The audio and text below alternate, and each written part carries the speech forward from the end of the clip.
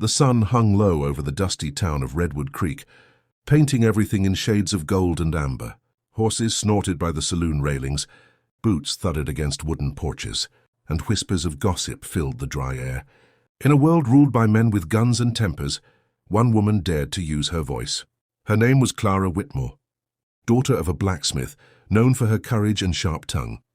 While other women lowered their eyes, Clara raised hers, and spoke truth even when it burned. That morning, the town square had gathered for the sheriff's announcement.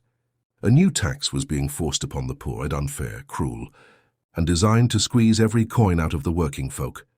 Clara stepped forward, her voice clear and strong. "This town doesn't need more taxes," she said, standing in front of men twice her size. "It needs justice." The crowd went silent. The sheriff's face turned red. And before anyone could stop him, his hand swung at a loud, brutal slap that echoed across the square. Clara staggered, her cheek burning, her pride trembling but unbroken. "Maybe now you'll remember your place," the sheriff hissed. But she didn't lower her gaze.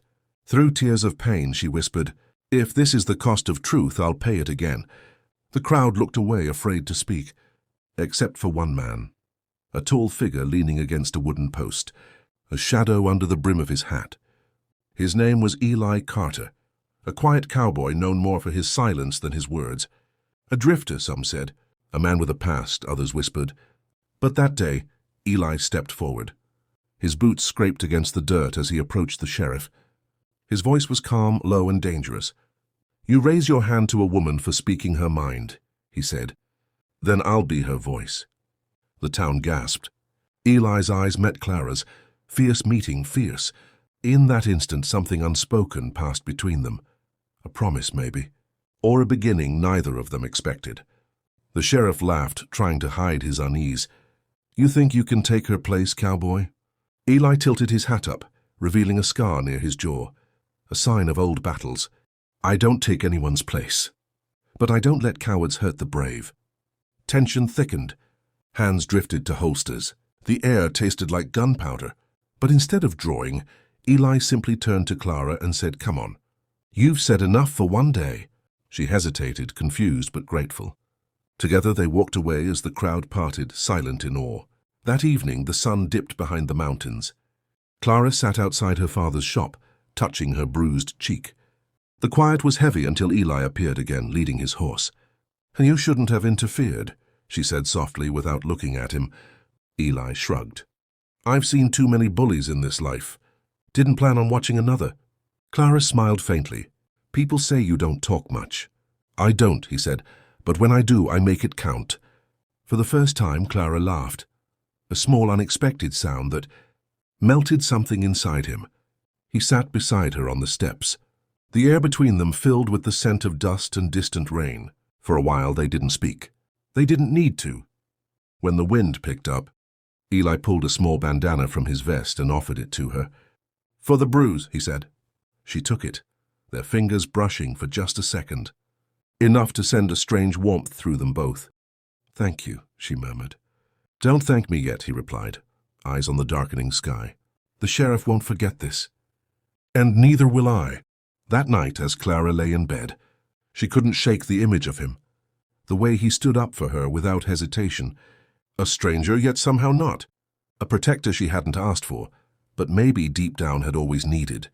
And somewhere out on the plains, Eli sat by his campfire, looking toward the faint glow of the town. He knew trouble was coming, but this time he wasn't running. Because for the first time in years, he'd found a reason to stay. A reason with brave eyes and a heart that refused to bow. The days that followed changed everything in Redwood Creek.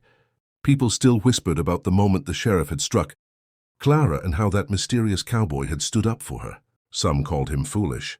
Others called him brave. But for Clara, Eli Carter was something else entirely, a storm she didn't see coming. Each morning, she saw him near her father's blacksmith shop, helping with small things, fixing horseshoes, loading barrels, repairing fences. He never asked for payment. When Clara asked him why, he only said, "Ain't no harm in keeping busy." But she knew. He stayed to make sure no one hurt her again. One evening, as the sun bled orange across the plains, Clara brought him a plate of food. You can't just live on black coffee and air, she teased. Eli smiled faintly. You watching what I eat now? Someone has to, she replied, sitting beside him. The air between them was warm, quiet, filled with unsaid words. She could feel the weight of his silence, like a man carrying more than his share of memories. Why'd you stand up for me that day? She finally asked. Eli looked at the horizon before answering. Once, long ago, someone spoke up for me. Saved me when I didn't deserve saving. But I couldn't return the favor. Not until I saw you. There was pain in his voice, old deep pain. Clara didn't press further. Instead, she placed her hand gently over his. He didn't pull away.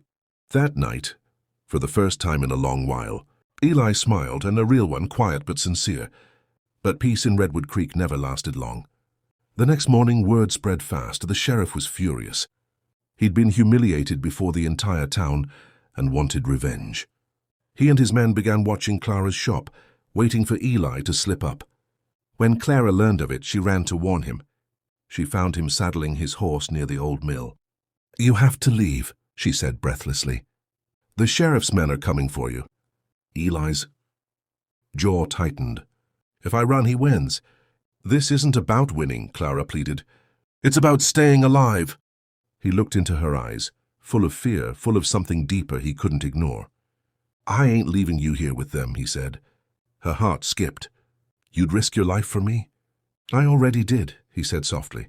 And I'd do it again.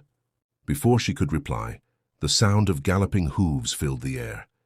Dust clouds rose on the edge of town, the sheriff and his men. Eli grabbed Clara's hand. Come with me. They ran through narrow alleys across the back fields, the sky rumbling above as if the heavens themselves were angry. The storm broke, rain fell hard, drenching them both. They found shelter in an old barn at the edge of town. Inside, breathless and soaked, Clara turned to him. You didn't have to do this. Eli's eyes met hers, burning, determined.